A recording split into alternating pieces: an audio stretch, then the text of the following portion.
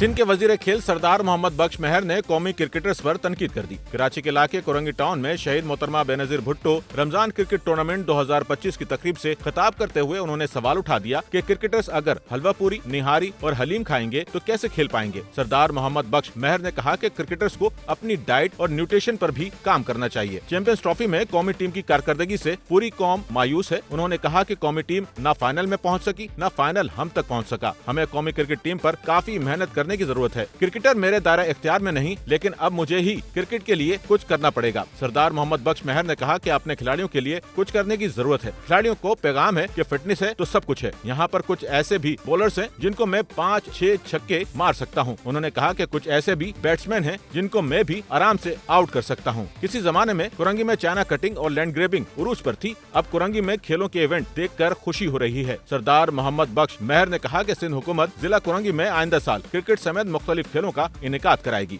कुरंगी के cricket ground में field lights लगवा कर देंगे ताकि नौजवान रात को भी क्रिकेट खेल सकें। वजीर खेल सिंध ने कुरंगी में शहीद जुल्फकार अली भुट्टो क्रिकेट एकेडमी और जिम क्लब बनाने का ऐलान भी किया। उन्होंने कुरंगी की विनर टीम के लिए 4 लाख रुपए, रनर अप टीम के लिए 2 लाख रुपए और मैन ऑफ द मैच के लिए 50,000 रुपए के इनाम का ऐलान किया। इस मौके पर तकरीब में महकमा खेल सिंध की पार्लिमानी सेक्रेटरी साइमा आगा, चेयरमैन जिला कुरंगी टाउन मोहम्मद नईम शेख और दीगर मौजूद थे।